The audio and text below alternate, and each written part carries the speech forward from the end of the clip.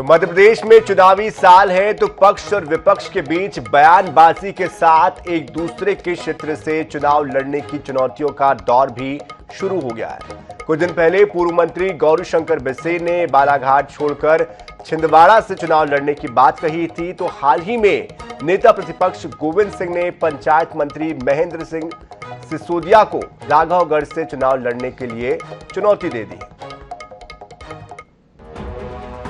दरअसल हाल ही में एमपी की 19 नगरीय निकायों के चुनाव परिणाम आए हैं। इनमें सबसे ज्यादा चर्चित चुनाव राघवगढ़ का रहा है। एक बार फिर कांग्रेस ने यहां नगर पालिका में बहुमत हासिल किया है, वो भी तब जब सरकार और बीजेपी ने अपनी पूरी ताकत झोंक दी थी। इसी चुनाव प्रचार के दौरान पंचायत मंत्री महेंद्र सिंह सिसोदिया ने राघवगढ़ के कांग्रेसियों को बीजेपी में आने का न्योता देते हुए कहा था कि 2023 में बीजेपी की सरकार बन रही है, मामा का बुलडोजर तैयार है। मंत्री के इस बयान पर नेता प्रतिपक्ष डॉक्टर गोविंद सिंह ने सिसोदिया को राघवगढ़ से चुनाव लड़ने की चुनौती दी थी। महेंद्र सिंह सिसोदिया जी को शायद आभास हो गया है कि उनकी खुद की सीट जो है वो उस पे से उनका टिकट कट रहा है, तो अब दूसरी सीट्स के ऊपर दावा ठोक रहे हैं, अपना दावेदारी कर रहे हैं कि मैं यहाँ से चुनाव लड़ लूंगा, वहां से लड़ लूंगा। लेकिन आज खुद उनकी सीट खतरे में आ गई, क्योंकि हमने सुना संध्या समर्थकों के टिकट जो है वो बहुत मुश्किल में है।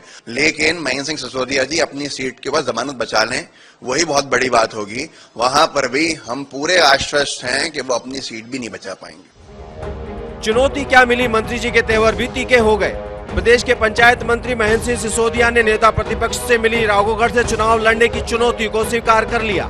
सिसोदिया ने चैलेंज एक्सेप्ट करते हुए कहा कि अगर पार्टी मुझे राघवगढ़ से टिकट देगी तो मैं वहीं से चुनाव लड़ूंगा।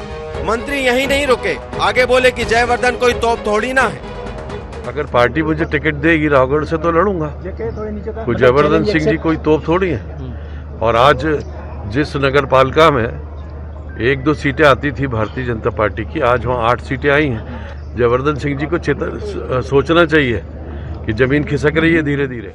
सिसोदिया ने आगे कहा कि धीरे धीरे जयवर्धन सिंह की पूरी जमीन खिसक रही है, उनको सोचना चाहिए। बिना देर किए सिसोदिया को चुनौती पर जयवर्धन का भी जवाब आ गया।